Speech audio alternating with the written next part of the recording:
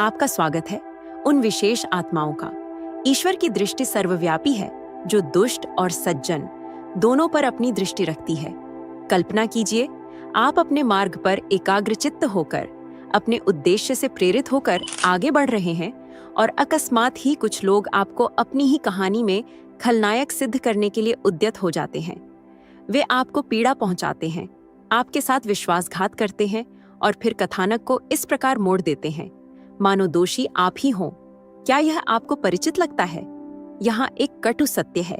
जिन्हें विशेष आत्माएं कहा जाता है, वे प्रायः एक ऐसी अद्वितीय ऊर्जा के साथ जीवन व्यतीत करते हैं जो दूसरों को विचलित कर देती है, उनकी अंतर्निहित असुरक्षाओं को उकसाती है और उनके छिपे हुए भयों को झकझोर देती है।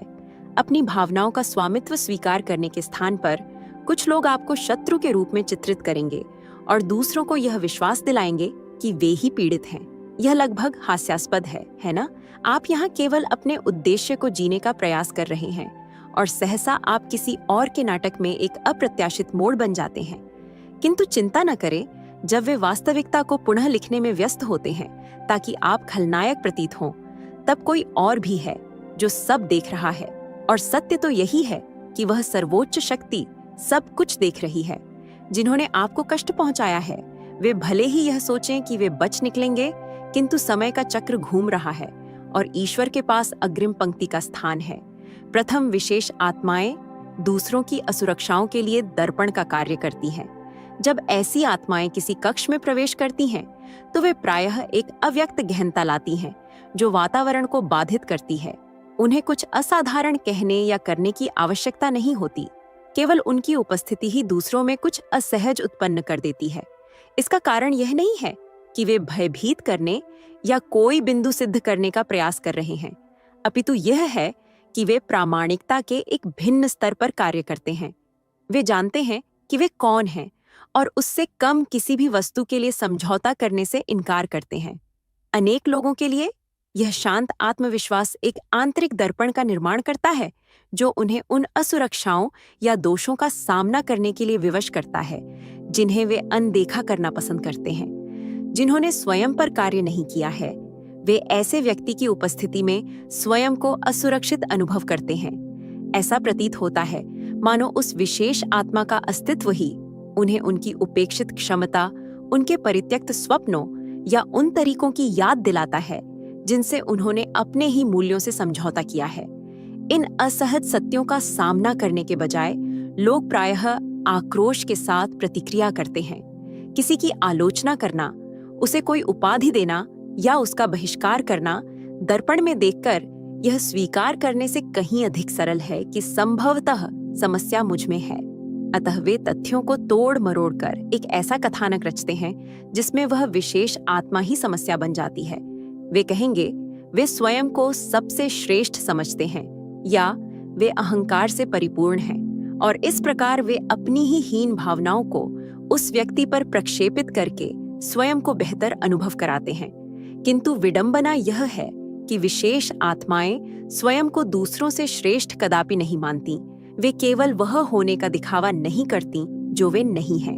उनकी ईमानदारी दूसरों को इसलिए असहज करती है क्योंकि वह वास्तविक है और एक ऐसी दुनिया में जहां प्रामाणिकता दुर्लभ है, जो इसे धारण करते हैं वे इनकार में जीने वालों के लिए एक खतरा और दर्पण दोनों बन जाते हैं।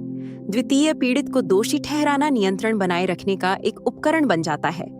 लोगों द्वारा विशेष आत्माओं के साथ खेले जाने वाले क्रूरतम षड्यंत्रों में से एक यह है कि वे उन्हें टॉन थुआंग पहुंचाते हैं और फिर यह दावा करते हैं कि टॉन थुआंग उन्हें ही हुआ है। यह कोई दुर्घटना नहीं है, यह कहानी को नियंत्रित करने का एक सुनियोजित कदम है। वे जानते हैं कि पीड़ित की भूमिका निभाने से उन्हें सहानुभूति मिलती है, एक ऐसी ढाल जो दूसरों को सत्य देखने से रोकती है। स्वयं को पीड़ित के रूप में प्रस्तुत करके वे अपने कर्मों को छिपाने में सक्षम हो जाते हैं, जिससे वह विशेष आत्मा सबकी दृष्टि में खलनायक प्रतीत होती है। यह युक्ति विशेष रूप से पीड़ादायक होती है क्योंकि यह विशेष आत्माओं की सबसे बड़ी शक्तियों में से एक, उनकी करुणा का लाभ उठाती है।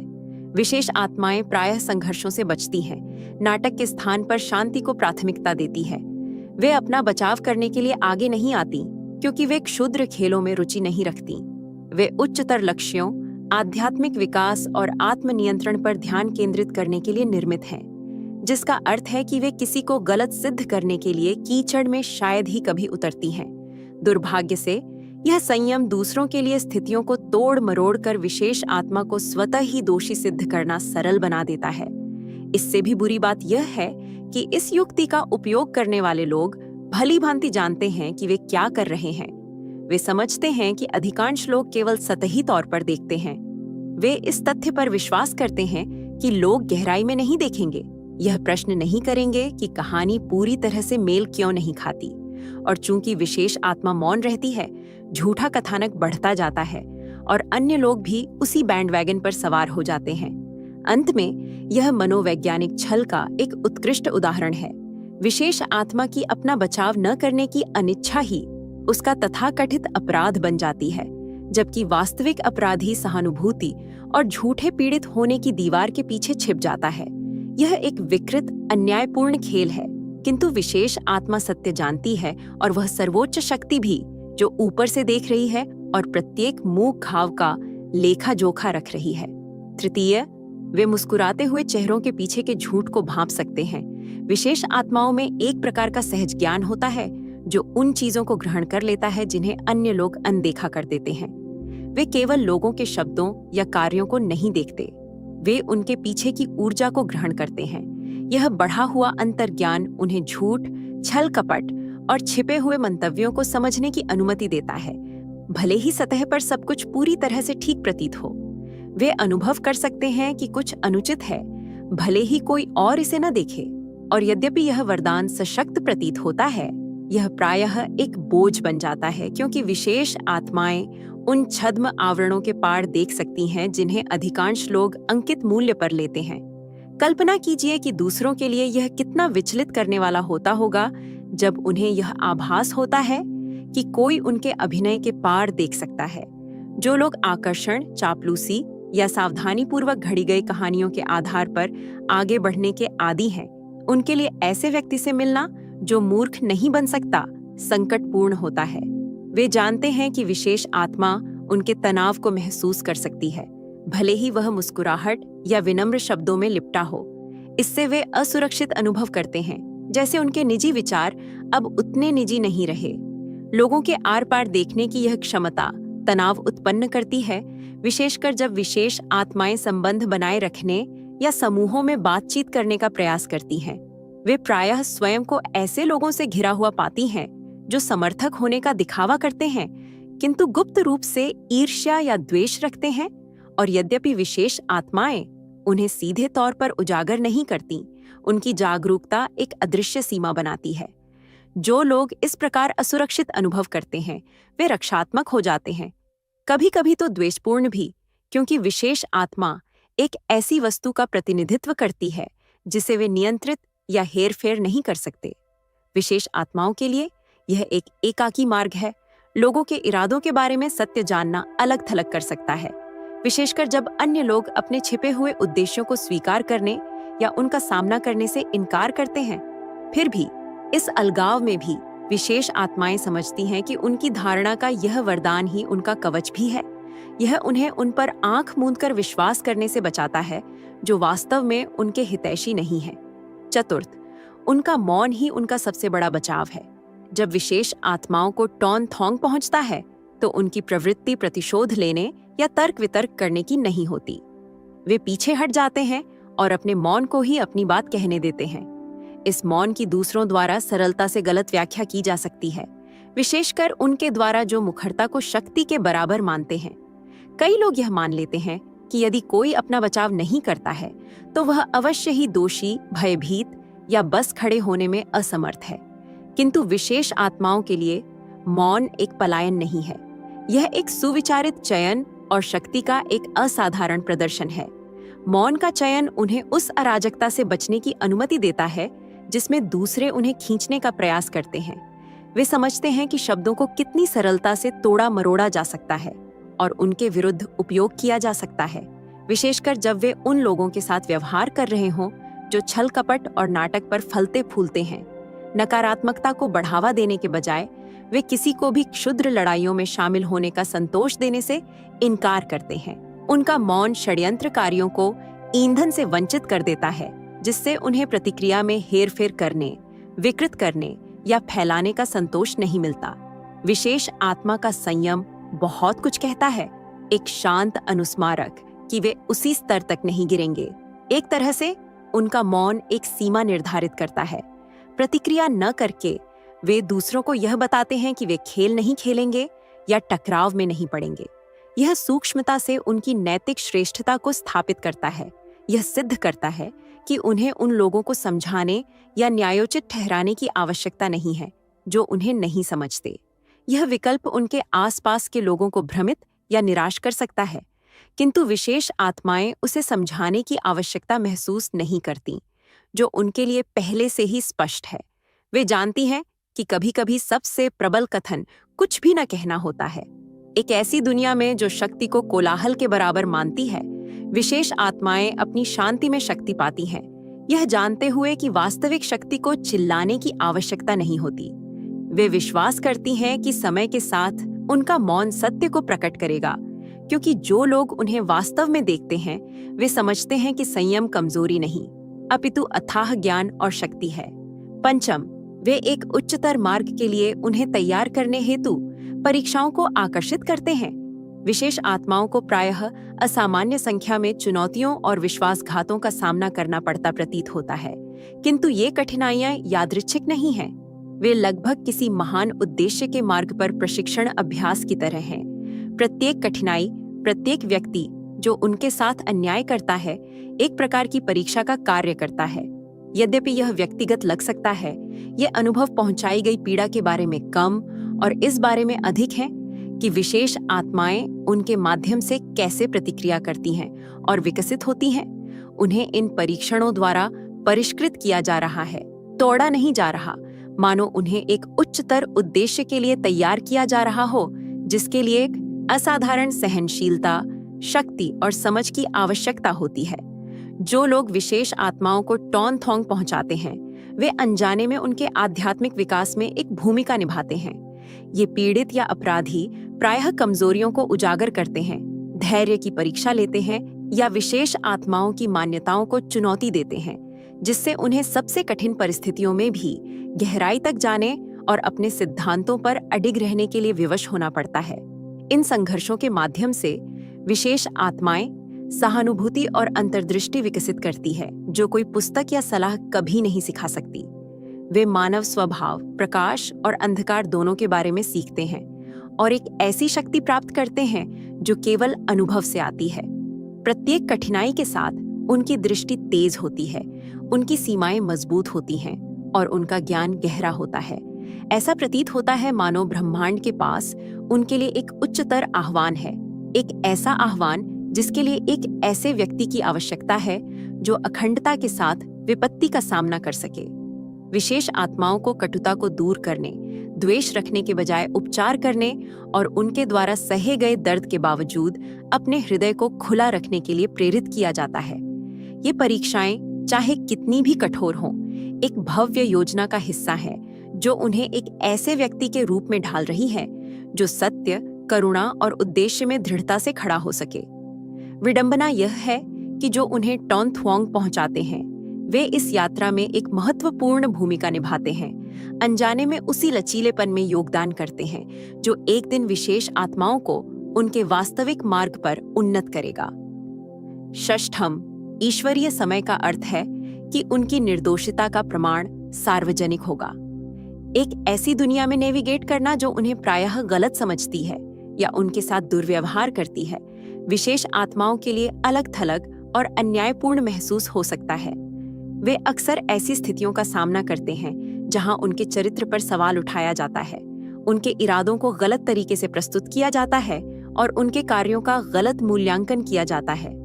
इन क्षणों में वापस लड़ना, अपना नाम साफ करना और सभी को गलत साबित करना आकर्षक होगा, लेकिन विशेष आत्माएं अक्सर यह महसूस करती हैं कि उनकी निर्दोषिता हर तर्क जीतने या हर रिकॉर्ड को सीधा करने से नहीं आती है। इसके बजाय वे एक उच्च शक्ति में अपना विश्वास रखते हैं और दिव्य समय पर भरोसा करते हैं, यह जानते हुए कि सत्य के पास सही समय पर सामने आने का एक तरीका है। ईश्वर का समय जानबूझकर होता है, और जब निर्दोषिता का समय आता है तो यह निर्विवाद और सार्वजनिक होता है। यह प्रतिशोध या श्रेष्ठता सिद्ध करने के बारे में नहीं है। यह सत्य का एक शांत लेकिन शक्तिशाली अनावरण है। प्रतीक्षा में एक ज्ञान है जिसे विशेष आत्माएं समझती हैं। वे जानती हैं कि दिव्य समय के माध्यम से प्रकट सत्य का एक ऐसा प्रभाव होता है जो शब्दों और तर्कों से कभी नहीं हो सकता। यह एक प्रकार का सत्यापन है जिसके विरुद्ध कोई तर्क नहीं कर सकता। घटनाओं का एक ऐसा मोड़ जिसे सबसे हट्ठी संशयवादियों को भी स्वीकार करना पड़ता है। जब यह सार्वजनिक सत्यापन होता है तो यह सभी के लिए एक गहन अनुस्मारक के रूप में कार्य करता है कि एक महान शक्ति कार्यरत है। ऐसा लगता है मानो ब्रह्मांड सत्य को इतने अचूक तरीके से प्रकट करने के लिए संरेखित हो गया है कि कोई भी इससे इनकार नहीं कर सकता। जिन्होंने विशेष आत्मा पर संदेह किया, हेरफेर किया या गलत निर्णय लिया, उन्हें इस वास्तविकता का सामना करना पड़ता है कि उनकी धारणाएं गलत थीं, और जो लोग चुपचाप खड़े थे, अनिश्चित थे कि क्या विश्वास करें, उन्हें न्याय के विचार में एक नया विश्वास मिलता है। सार्वजनिक निर्दोषिता का यह क्षण केवल विशेष आत्मा के लिए नहीं है। यह एक उच्च शक्ति की उपस्थिति का एक अनुस्मारक है जो सब कुछ देखती है, सब कुछ जानती है और समय आने पर सब कुछ ठीक कर देती है। विशेष आत्माओं के लिए यह अंतिम सत्यापन है जिसके लिए किसी शब्द की आवश्यकता नहीं है, केवल शांत अटूट विश्वास की आवश्यकता है। सप्तम मिथ्या आरोप लगाने वाले अपने ही अपराध बोध से ग्रस्त रहते हैं। जब लोग विशेष आत्माओं के साथ अन्याय करते हैं और फिर कहानी को इस तरह मोड़ देते हैं कि वे स्वयं पीड़ित प्रतीत हों, तो वे सोच सकते हैं कि वे जीत गए हैं, लेकिन वास्तविकता में वे एक ऐसे बोझ के साथ रह जाते हैं जिससे वे कभी छुटकारा नहीं पा सकते। अपराध बोध। मेरा चैनल यूनिवर्सल ट्वीट्स ब्रह्मांडीय संदेशों को प्रत्येक हृदय तक पहुंचाने का एक माध्यम है। अरे यार सुनो, एक बहुत गहरी बात बताती हूँ जो मैंने जिंदगी में सीखी है। देखो, जो खास लोग होते हैं ना, जिन्हें यूनिवर्स ने किसी मकसद के लिए चुना होता है, वो तो किसी तरह माफ करके कड़ीडी हिवाहट को छोड़कर आगे बढ़ जाते हैं। लेकिन असली पेंच तो उन लोगों के साथ फंसता है जो उन पर झूठे इल्जाम लगाते हैं।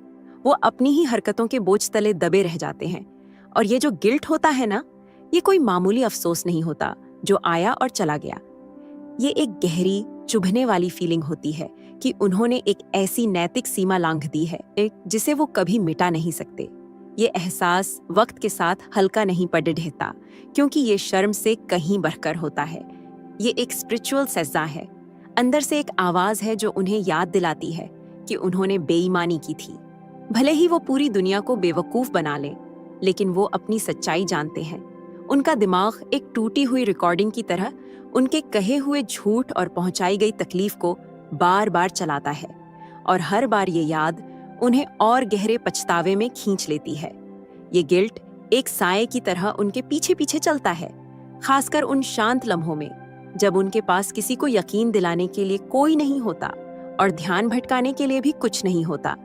ये अचानक से एंग्जाइटी बनकर उभरता है, उनके रिश्तों को खराब करता है और उनकी खुद की नजर में उनकी कीमत गिरा देता है, क्योंकि चाहे वो दुनिया से कितना भी छिप लें, वो खुद से नहीं छिप सकते। इन इल्जाम लगाने वालों के लिए इस स्पिरिचुअल हिसाब किताब से बचने का कोई रास्ता नहीं होता, जबकि चुने हुए लोग शायद अतीत को पीछे छोड़कर आगे निकल चुके होते हैं।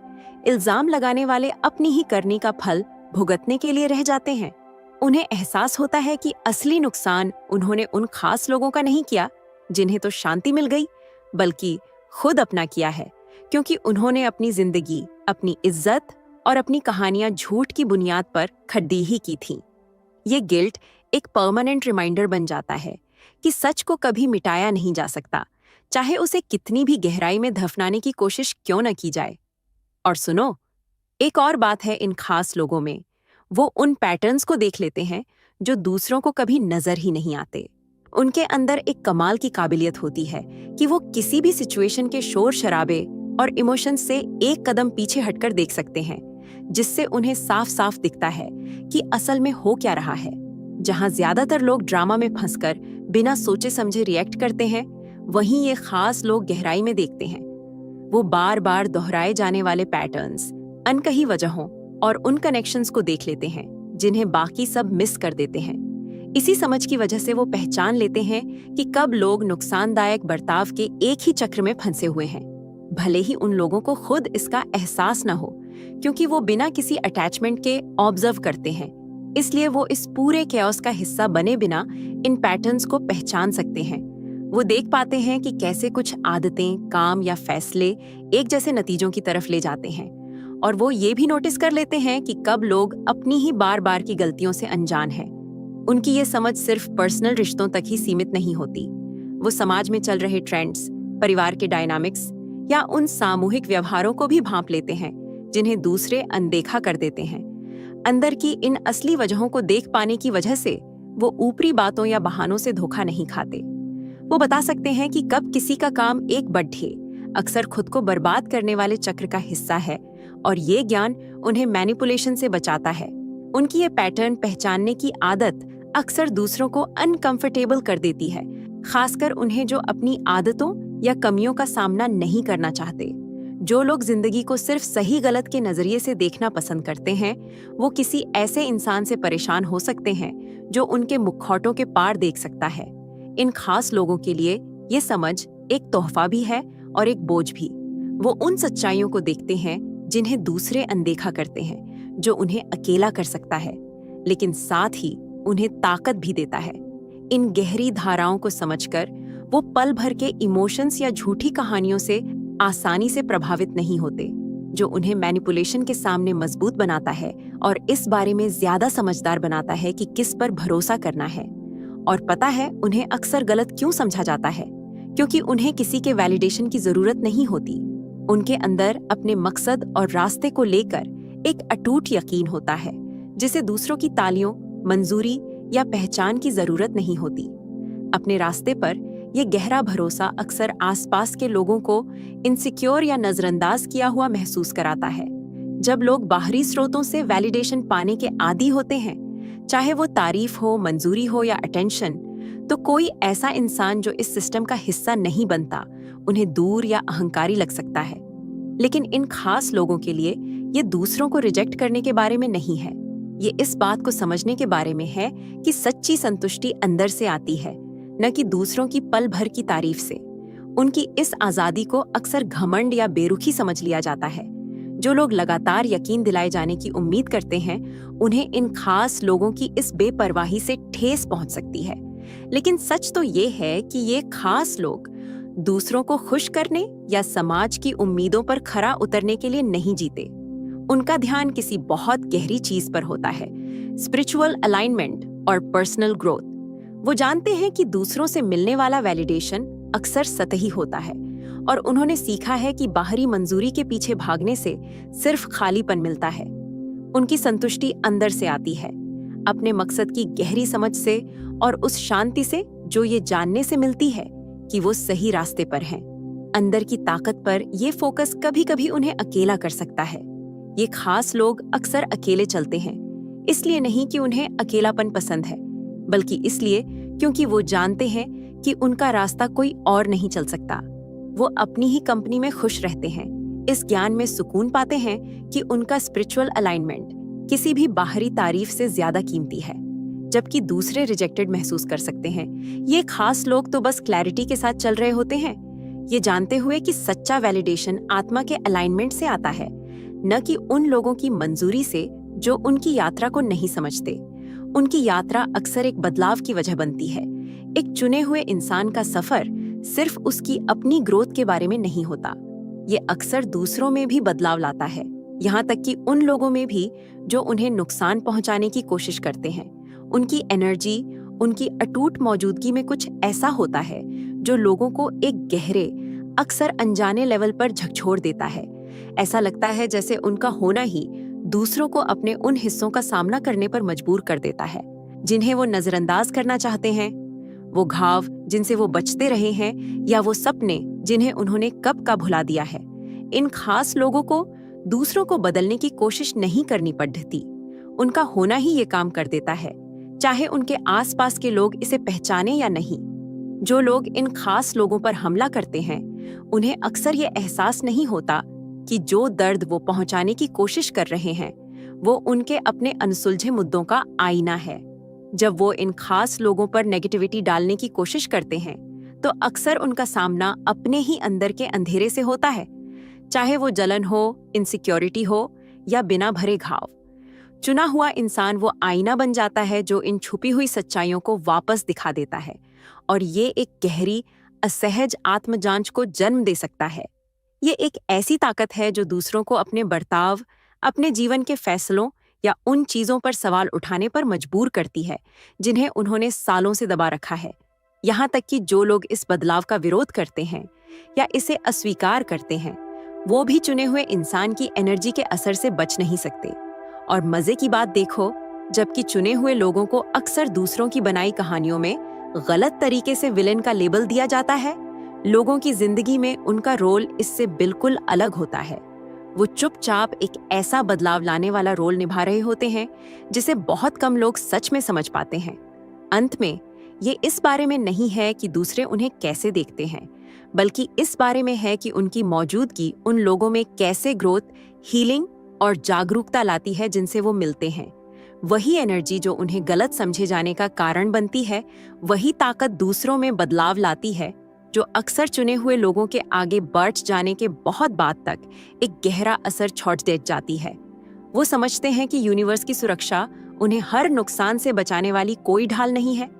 ये एक ज्यादा स्ट्रैटेजिक और पर्पसफुल सुरक्षा है, जहां दूसरे उम्मीद कर सकते हैं कि दैवीय सुरक्षा तुरंत दर्द या तकलीफ को रोक देगी। वहीं चुने हुए लोग जानते हैं कि ये चुनौतियां, चाहे कितनी भी दर्दनाक हों, अक्सर एक बड़े प्लान का हिस्सा होती हैं। वो भरोसा करते हैं कि उनके सबसे मुश्किल पलों में भी एक डिवाइन स्ट्रैटेजी काम कर रही है, जो उन्हें तोड़ने के लिए नहीं, बल्कि उन्हें आकार देने के लिए बनाई गई है। ये समझ उन्हें दुख को एक रैंडम, बेमतलब घटना के रूप में नहीं, बल्कि एक गहरे मकसद वाली चीज के रूप में देखने देती है।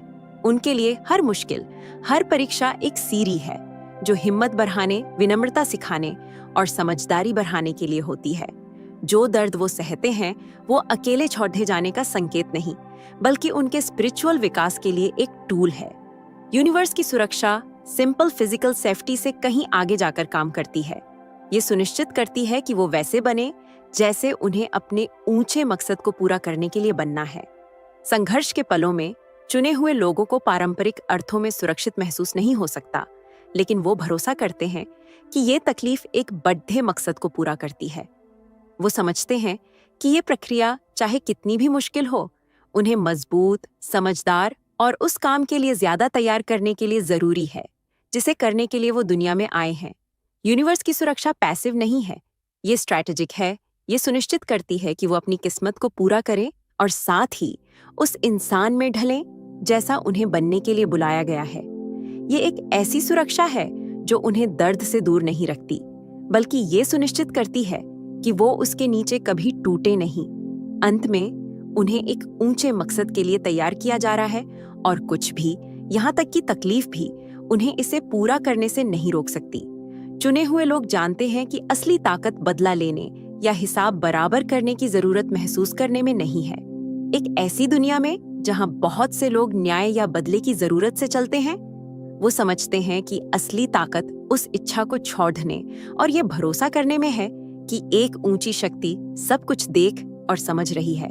जब कोई उन्हें चोट पहुंचाता है तो उन्हें लड़ने या गलत काम करने वालों को बेनकाब करने की जरूरत महसूस नहीं होती। इसके बजाय वो इस बात पर यकीन रखते हैं कि डिवाइन शक्ति अपने समय और तरीके से इस असंतुलन को ठीक कर देगी, जो उनके करने से कहीं बेहतर होगा। बदले से ये दूरी ही उन लोगों को सच में परेशान कर देती है जो उन्हें नुकसान पहुंचाने की कोशिश करते हैं।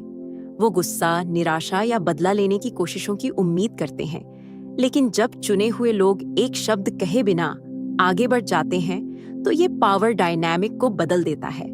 मैनिपुलेटर के पास रिएक्ट करने के लिए कुछ नहीं बचता, कोई एनर्जी नहीं बचती जिससे वो फीड कर सके।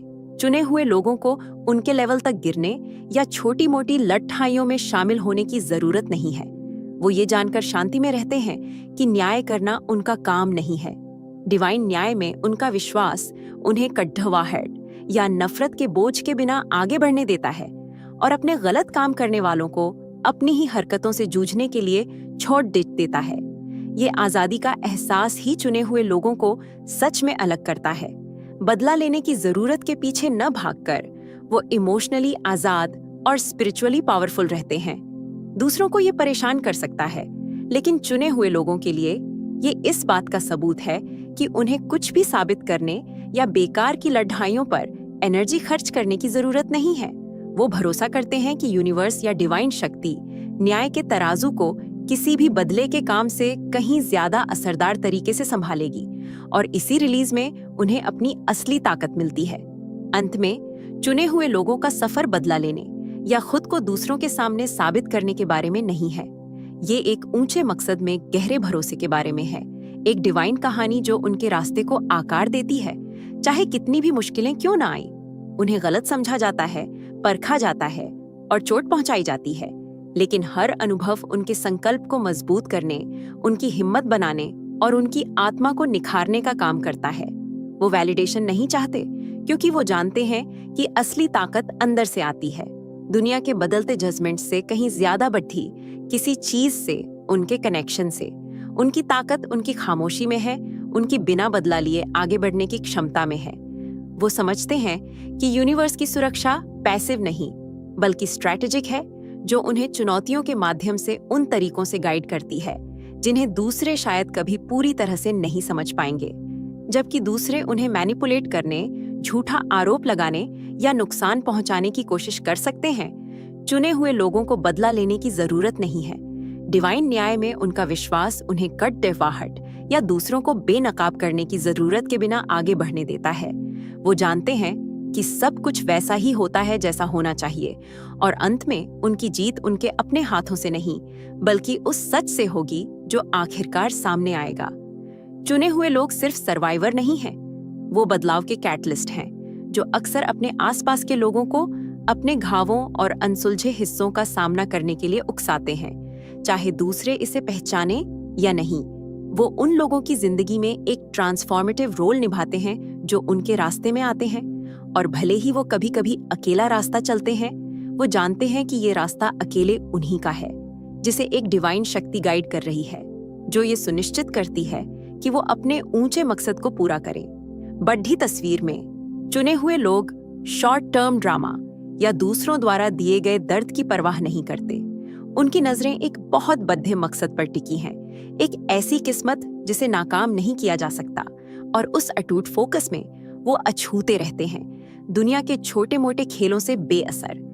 अगर तुम्हें इन बातों में सच्चाई और एक कनेक्शन महसूस हुआ है, तो इस सफर को यहीं खत्म मत होने दो। मेरा चैनल यूनिवर्सल ट्वीट्स AI है, जहां हम ब्रह्मांड के ऐसे ही मैसेजेस को दिल से दिल तक ले जाते हैं। हम गहराई में उतर रहे हैं, हम नॉर्म्स को चैलेंज कर रहे हैं, और हम अपने अंदर की पावर को गले लगा रहे हैं।